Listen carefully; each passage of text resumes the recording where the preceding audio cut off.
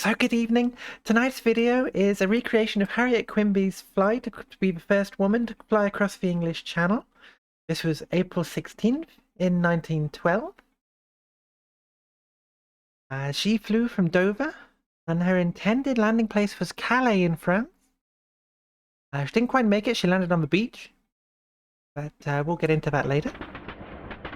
So let's get straight on into it.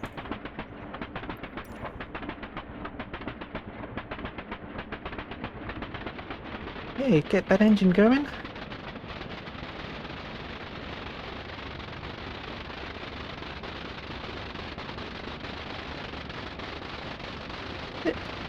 Bit bright. She took off at like 5:30, so let's... There we go.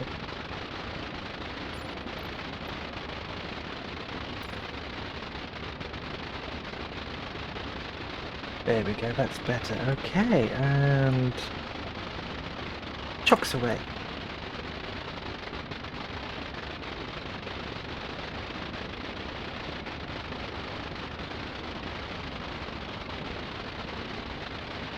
It's not the fastest of aircraft. No. Lots of right rudder, that's not good. Come on. Oh.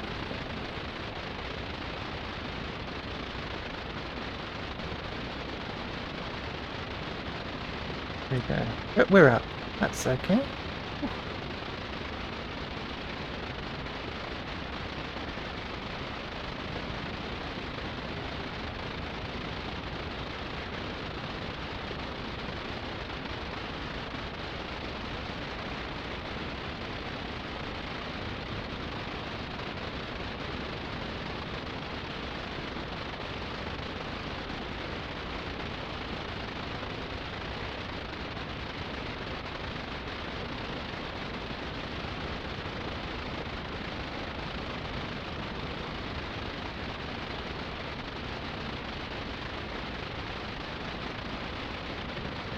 So we need to be looking for Dover Castle. I believe in this direction.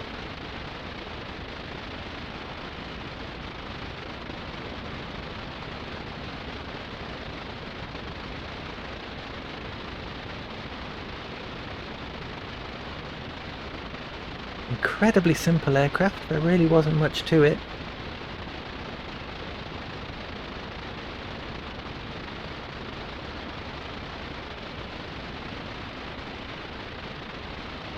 It's easily blown about by the wind.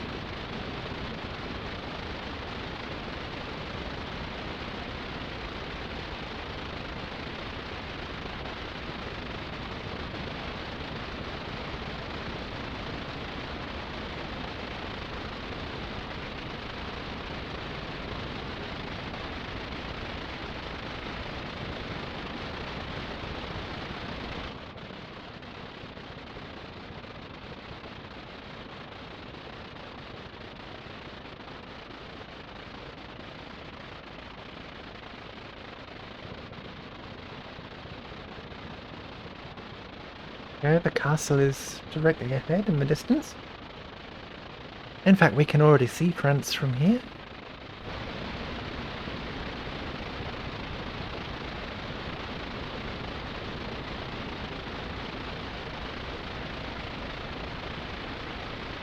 I'm guessing Calais will be towards those lights over there. We just take a little bit left.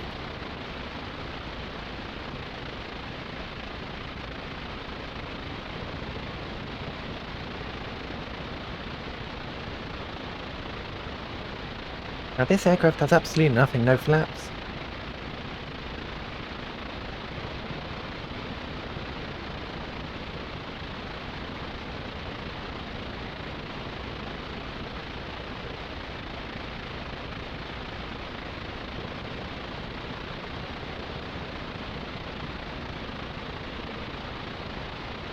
Okay, now we're on a nice steady course.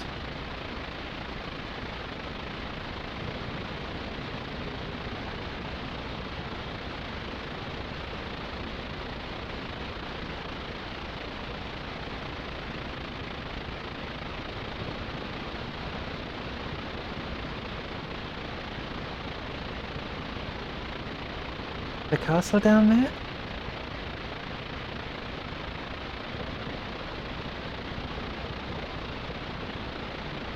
Very twitchy.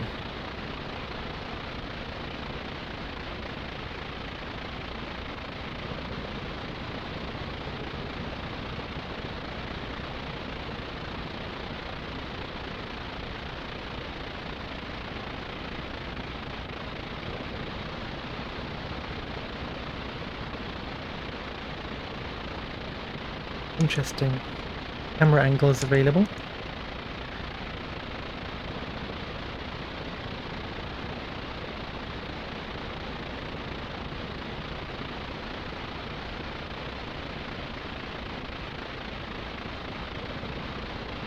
So now we're out over the channel.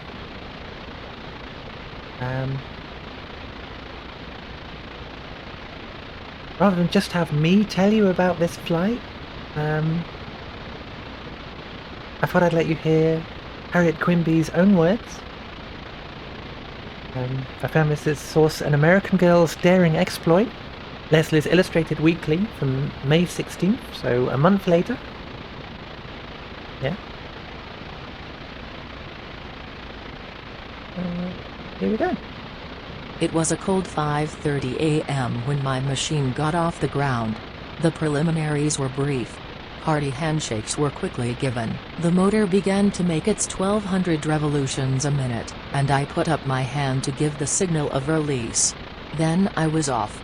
The noise of the motor drowned the shouts and cheers of friends below. In a moment I was in the air, climbing steadily in a long circle. I was up 1,500 feet within 30 seconds. From this high point of vantage, my eyes lit on Dover Castle. It was half hidden in a fog bank.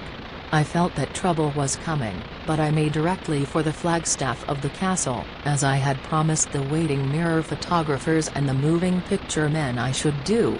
In an instant I was beyond the cliffs and over the channel. Far beneath me I saw the mirror's tug, with its steam of black smoke. It was trying to keep ahead of me, but I passed it in a jiffy. Then the thickened fog obscured my view. Calais was out of sight. I could not see ahead of me, nor could I see the water below. There was only one thing for me to do, and that was to keep my eyes fixed on the compass. My hands were covered with long Scotch woolen gloves, which gave me good protection from the cold and fog, but the machine was wet and my face was so covered with dampness that I had to push my goggles up on my forehead. I could not see through them. I was traveling at over a mile a minute. The distance straight across from Dover to Calais is only about 22 miles, and I knew that land must be in sight if I could only get below the fog and see it. So I dropped from an altitude of about 2,000 feet until I was half that height. The sunlight struck upon my face and my eyes lit upon the white and sandy shores of France. I felt happy, but I could not find Calais.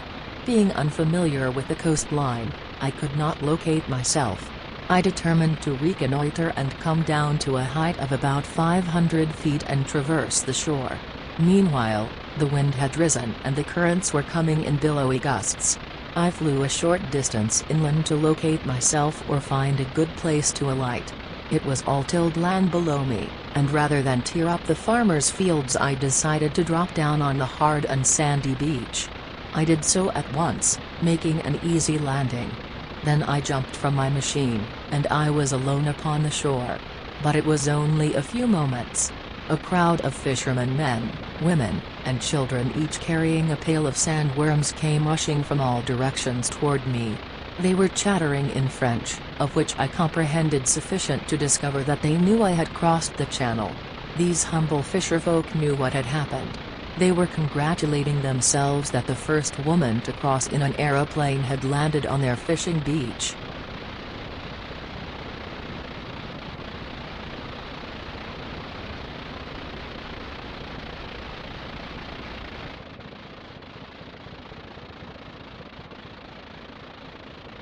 So yeah, there we go.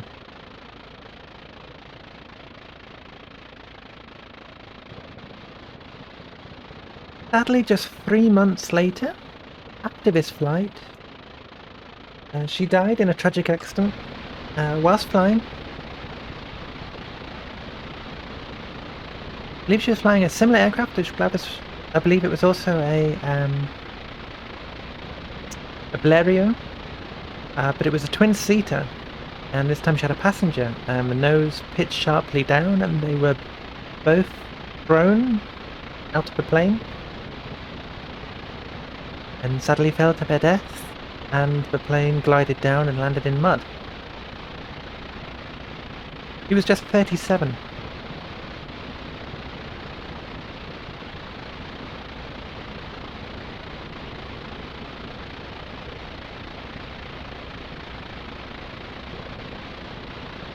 Not a powerful plane this at all. Its cruise speed is only about 7 knots higher than its stall speed. You certainly wouldn't be flying in strong winds.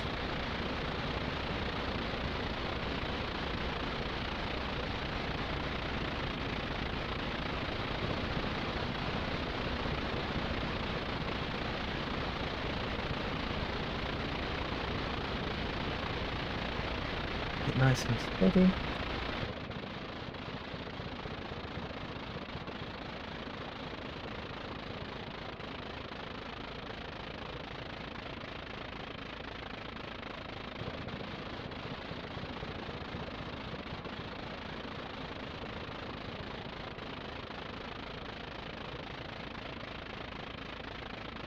Ooh.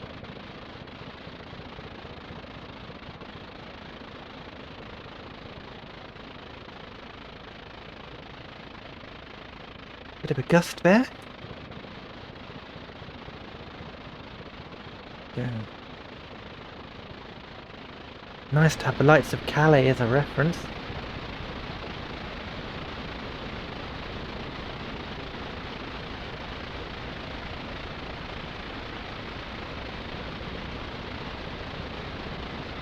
Now we'll see what the beaches are like and how well modeled they are in Microsoft Flight Simulator, and I will try and land like she did on the beach. If the beaches aren't really accessible, then I will find a field.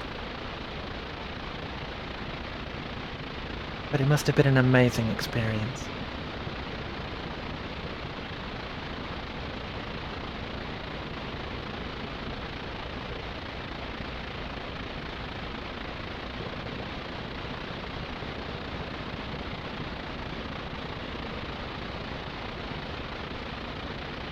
Surprisingly nice to fly. You have to give constant input, but it's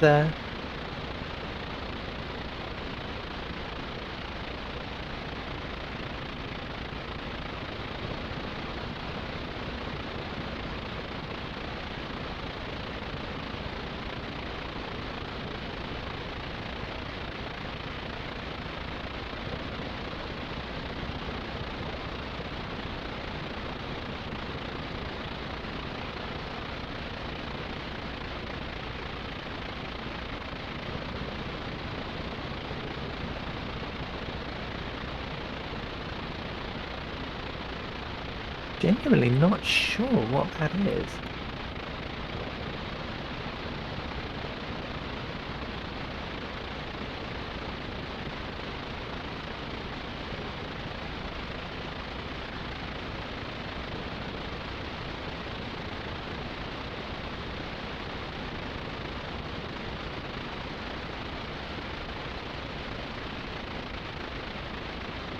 If you know what that is, let me know in the comments.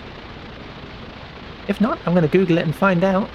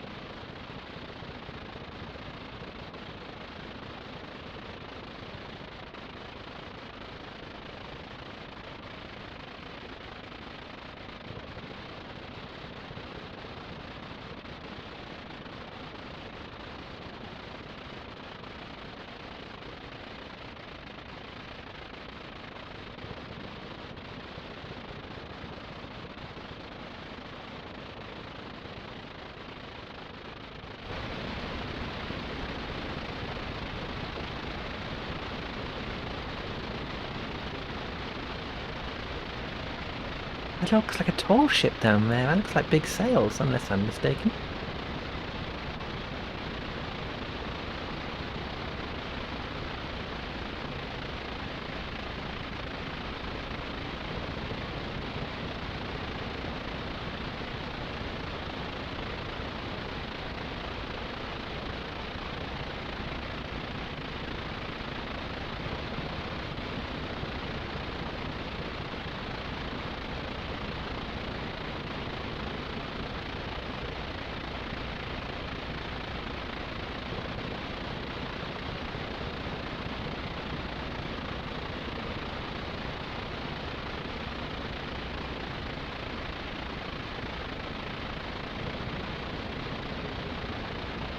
Well, do you know what? With the perspective, that could be like a cruise ship or a... Yeah, isn't it?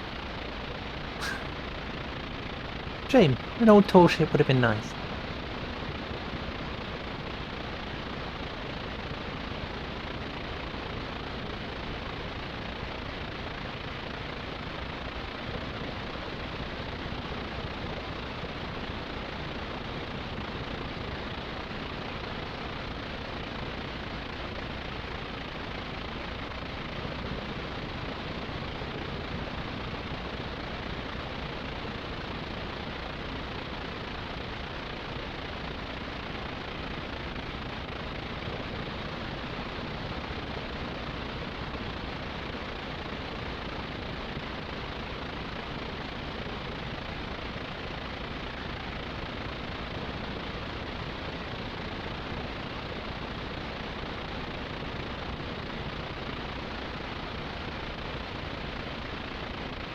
Sorry, distracted there. I have 2 pet rabbits.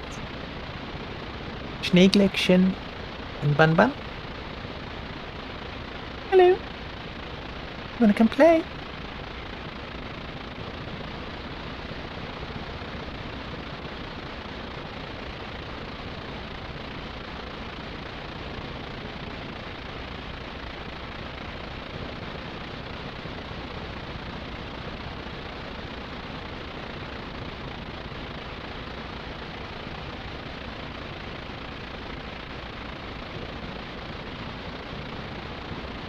Now, I'll be the first to admit my geography is not great, but that should be Calais.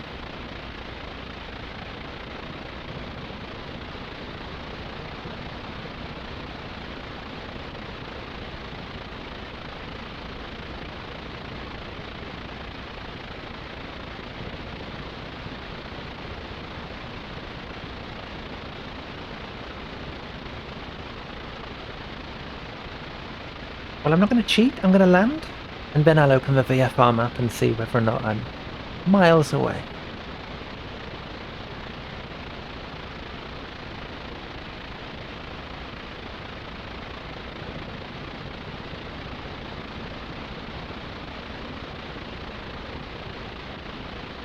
Ladylike, I know, sorry.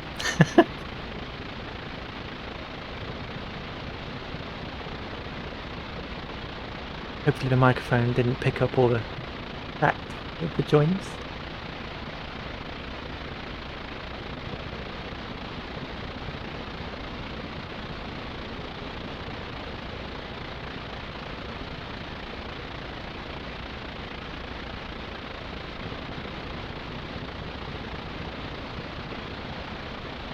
Yeah, see, the beach opportunities don't look that great. I might just have to pick a field.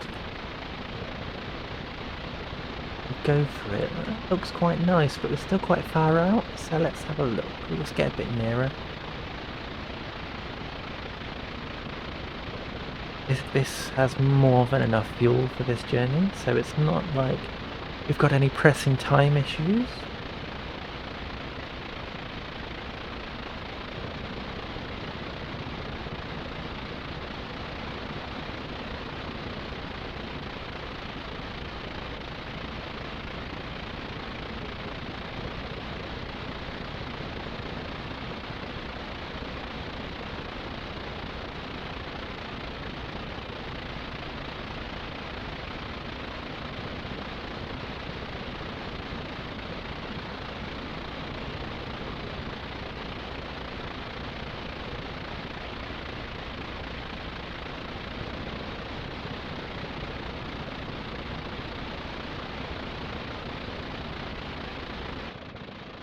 I love that sunrise. Bit hidden by cloud this time. In my practice run it was a little bit cleaner, a little bit prettier.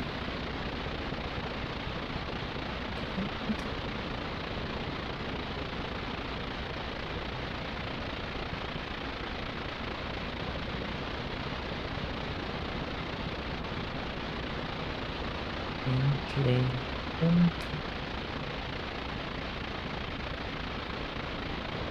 That looks quite hilly.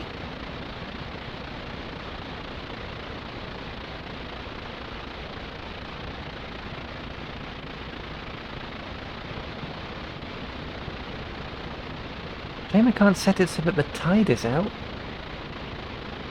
But I think that looks like a nice little stretch there. It looks.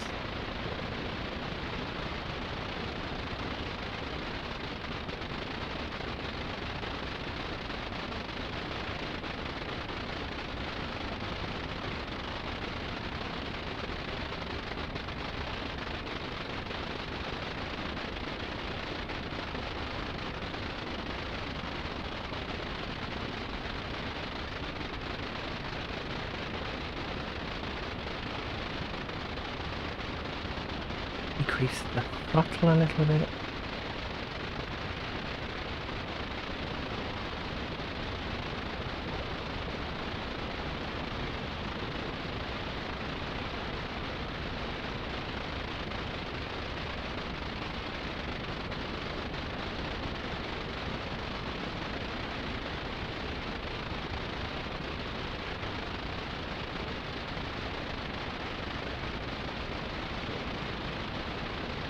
I don't think the best bet is to come in.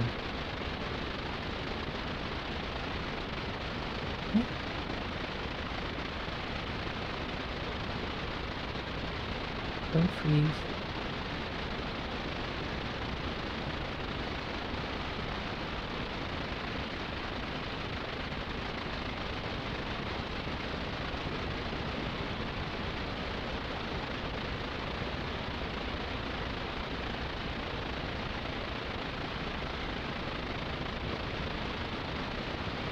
Oh, I think that's the altimeter.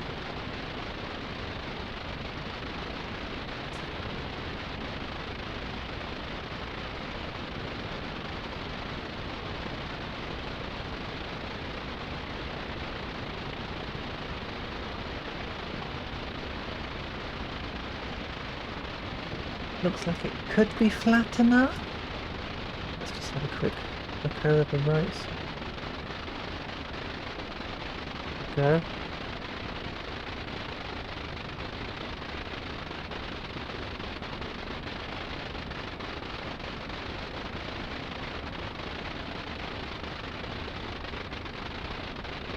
Oh, I think.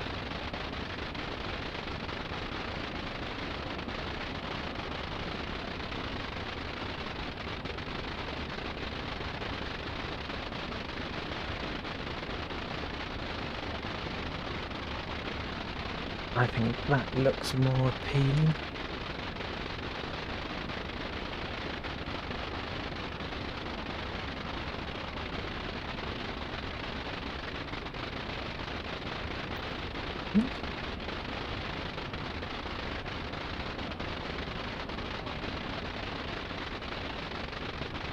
Let's give it a try.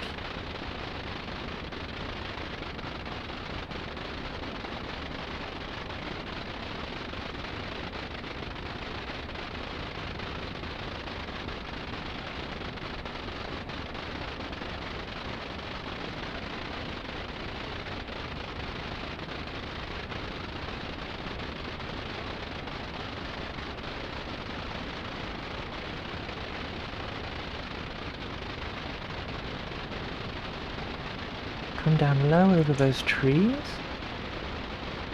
Get it down as quickly as possible. And cut the engine. Okay.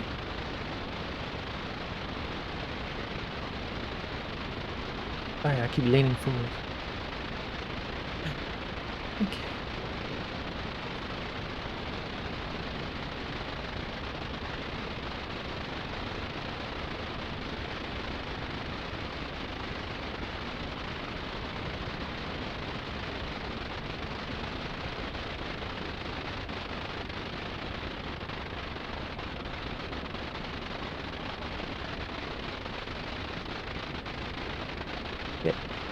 sillier than intended, but let's go with it.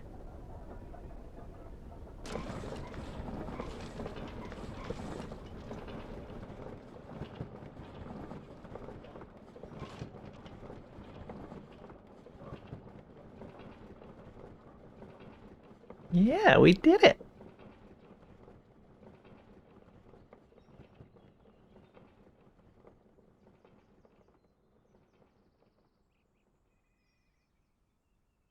Shocks on.